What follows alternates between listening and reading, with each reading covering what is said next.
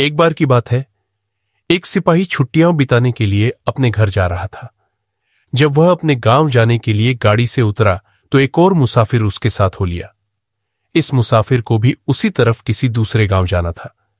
सिपाही बहुत खुश था कि चलो सफर में कोई साथ मिल गया। उसने सोचा, अब सफर आसानी से कट जाएगा और हम बातें करते हुए जाएंगे, थकावट भी महसूस नहीं होगी। मगर हुआ यूं कि दोनों खामोशी से काफी दूर तक चलते रहे, जैसे उन्होंने एक दूसरे से बात न करने का फैसला किया हो। सिपाही अपने साथी की खामोशी से परेशान हो गया और बोला, भाई साहब, हम इतनी दूर से साथ साथ चल रहे हैं, मगर यह कितनी अजीब बात है कि आपने कोई बात नहीं की। कुछ तो बोलो ताकि सफर आसानी से गुजरे। दूसरे मुसाफिर ने जवाब दिया, देखो भाई, मैं ऐसे ही बात नहीं करता। मैं एक बात बताने के 100 रुपये लेता हूं। सिपाही सफर की खामोशी से तंग आ चुका था। उसने जल्दी से अपनी जेब से 100 रुपये निकाले और मुसाफिर की हथेली पर रखते हुए बोला, लो, ये 100 रुपये, मगर खुदा के लिए कोई बात तो करो। उसके साथी ने 100 रुपये जेब में रखे और कहा, सुनो भाई, जो बात बाहर देखो वह घर जाकर किसी को मत बताना। और बस इतना कहकर वह दोबारा खामोश हो गया। सिपाही ने सोचा कि अब मुसाफिर मजीद बात करेगा, लेकिन वह खामोश ही रहा।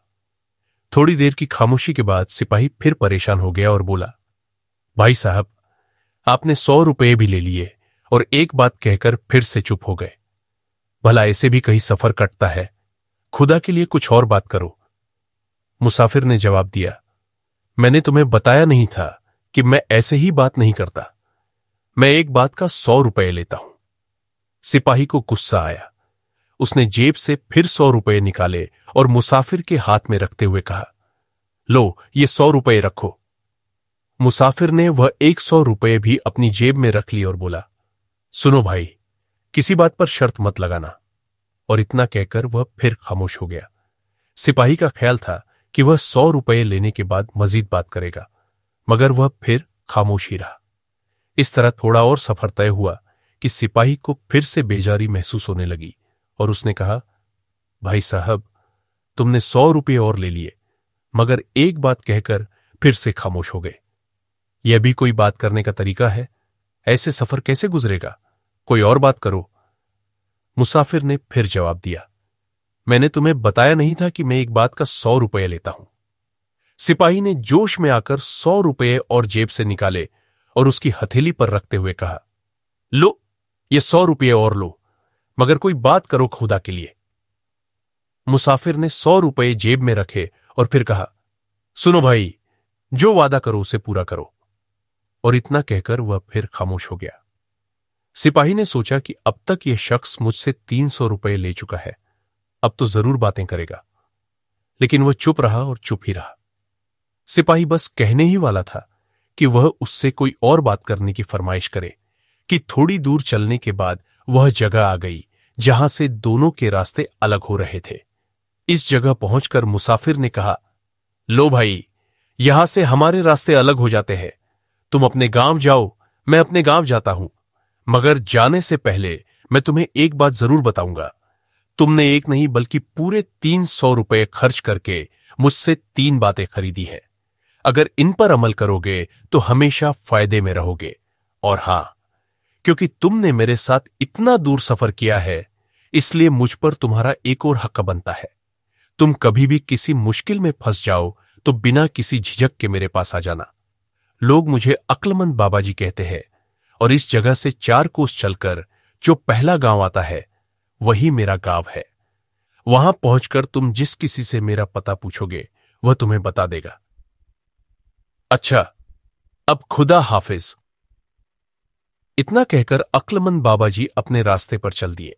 सिपाही कुछ ही दूर चला होगा कि उसे एक गड्ढे में तरबूज की एक बेल नजर आई, जिस पर एक बड़ा सा तरबूज लगा हुआ था।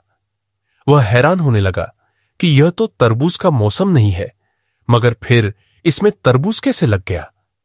वह खुदा की इस कुदरत को देखकर हैरान होता हुआ अपने घर की तरफ चलता रहा, और जब वह घर पहुंचा तो उसकी बीवी उसे देखकर बहुत खुश हुई।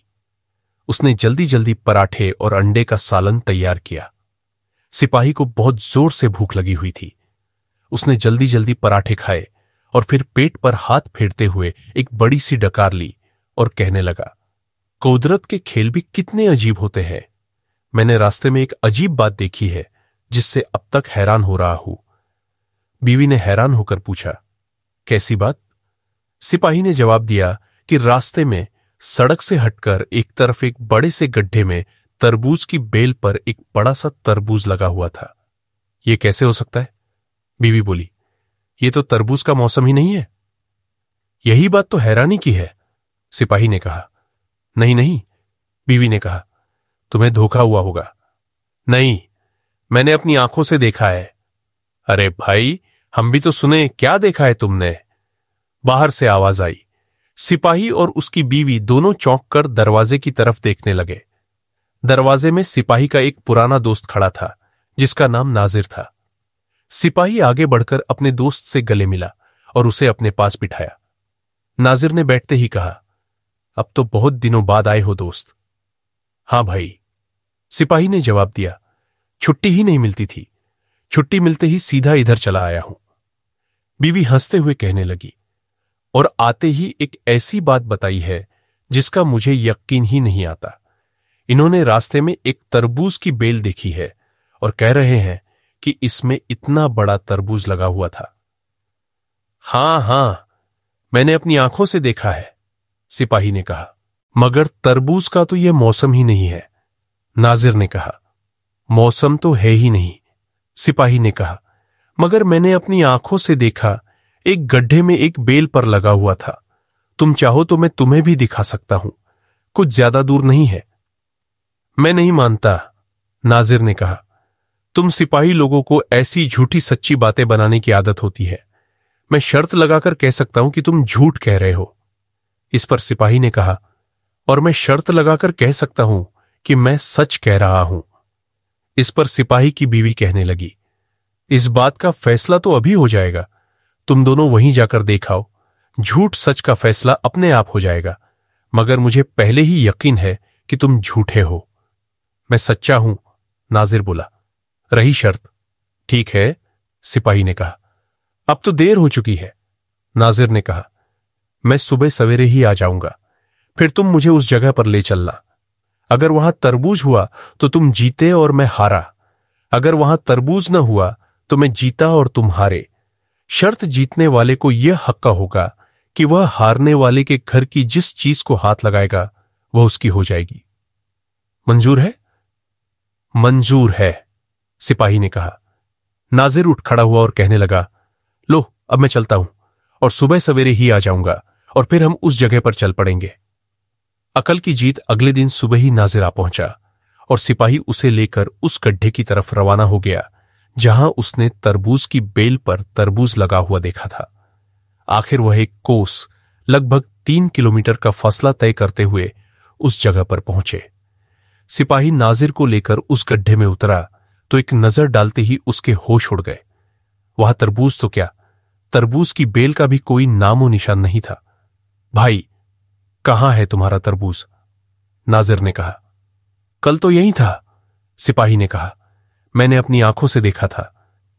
मुझे उस वक्त भी यकीन था कि तुम झूठ बोल रहे हो और अब भी यकीन है कि तुम झूठ बोल रहे हो, नाजिर ने कहा।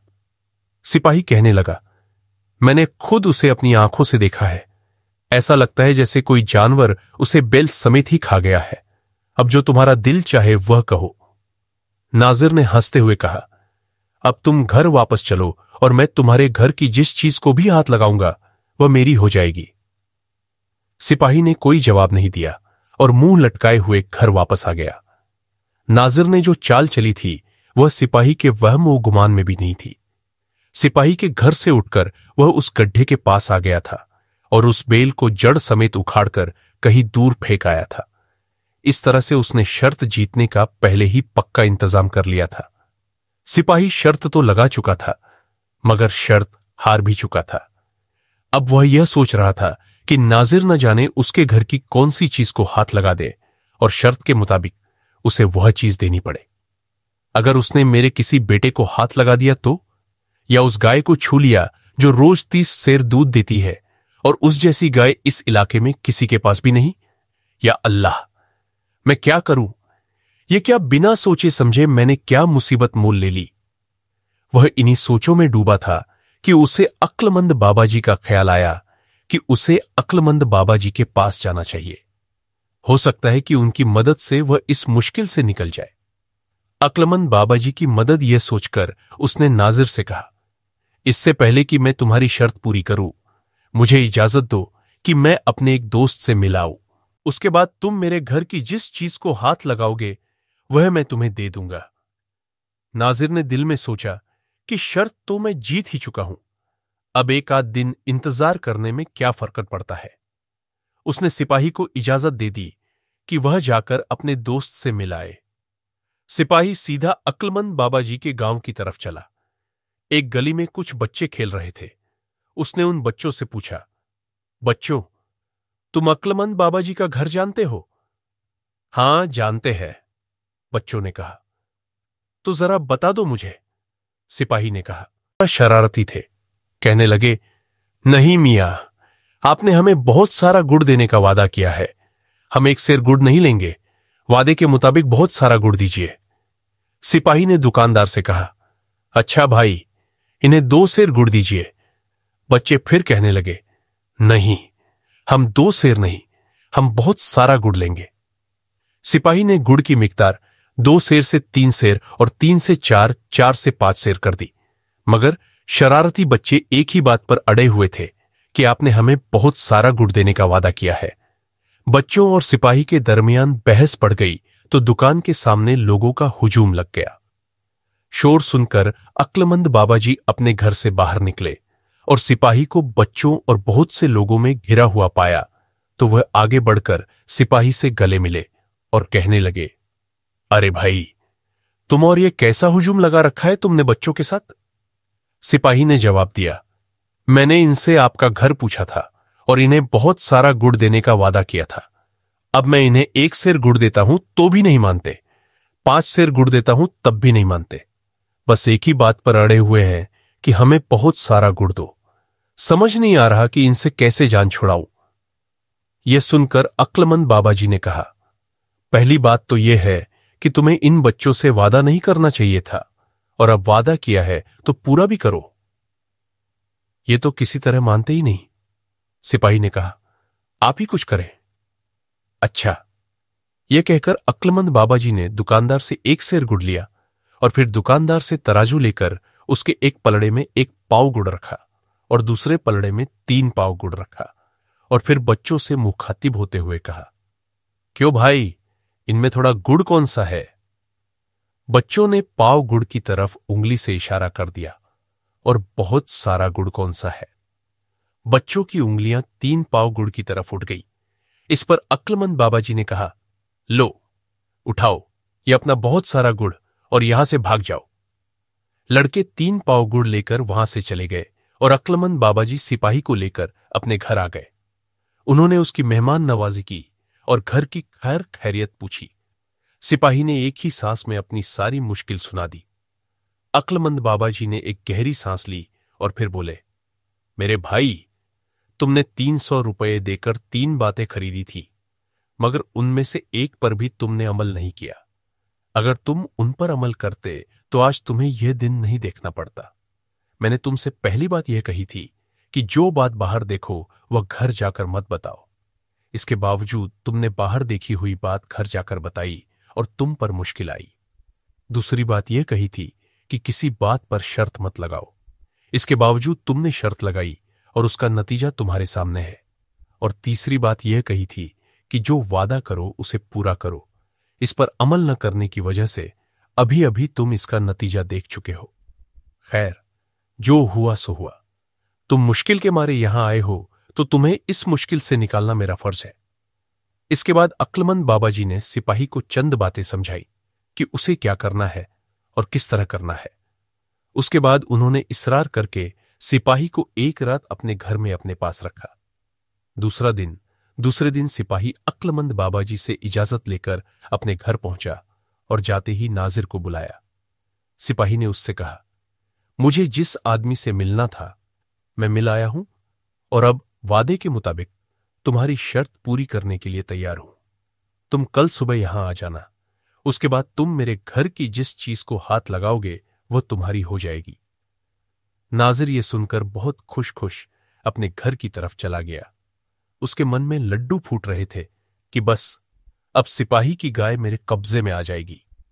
इधर सिपाही ने यह किया कि अक्लमंद बाबा जी की हिदायत के मुताबिक अगले दिन सुबह होने से पहले ही अपनी बीवी, बच्चे और घर की सारी चीजें घर की छत पर पहुंचा दी और गाय को भी खींच तान कर छत पर चढ़ा दिया। सुबह हुई तो नाजिर खुशी से झूमता हुआ उसके घर आया। नाजिर ने कहा, शर्त के मुताबिक तुम्हारा मकान हाजिर है। इसकी जिस भी चीज को तुम हाथ लगाओगे वह तुम्हारी हो जाएगी। यह सुनते ही नाजिर उस कमरे की तरफ बढ़ा जिसमें गाय बांधी जाती थी, मगर कमरा खाली था। वह सिपाही से पूछने ही वाला था कि छत से गाय के डकराने की आवाज आई। वह समझ गया कि सिपाही ने गाय को छत पर चढ़ा दिया है। उसे बहुत गुस्सा आया। इसी गुस्से में वह घर के सहन में आकर छत पर चढ़ने के लिए सीढ़ी की तरफ बढ़ा। यह सीढ़ी लकड़ी की थी। उसने जैसे ही छत पर चढ़ने के लिए सीढ़ी को हाथ लगाया, सिपाही ने उसका हाथ पकड़ लिया और कहा, बस तुम्हारी शर्त पूरी हो गई। तुमने सीढ़ी के डंडे को हाथ लगाया है, इसलिए शर्त के मुताबिक यह डंडा तुम्हारा हो गया। यह डंडा लो और आराम से अपने घर जाओ। यह कहकर सिपाही ने सीढ़ी का डंडा निकालकर नाजिर के हाथ में थमा दिया। नाजिर मुंह लटकाए सिपाही के घर से निकला। गांव वालों को इस शर्त की खबर पहले से ही हो चुकी थी और वह तमाशा देखने के लिए बाहर मौजूद थे। नाजिर ने सबको यह बात पहले से ही बता दी थी कि वह सिपाही की गाय को हाथ लगाएगा और फिर उसकी गाय उसकी हो जाएगी। मगर जब वह एक लकड़ी का मामूली सा डंडा लिए घर से बाहर निकला तो उसमें इतनी हिम्मत न थी कि किसी से नजर मिला सके। जब लोगों को सारी बात मालूम हुई तो वह एक लंबे अरसे तक नाजिर का मजाक उड़ाते रहे। सच है कि लालची लोगों की चाल को खुदा उन्हीं पर पलट दिया करता है। प्यारे दोस्तों, उम्मीद करता हूं कि यह कहानी आपको पसंद आई होगी। अगर कहानी अच्छी लगी हो तो कमेंट्स में अपनी राय का इजहार जरूर कीजिएगा। हमारे चैनल को सब्सक्राइब कर दीजिएगा। कहानी देखने का बहुत बहुत शुक्रिया।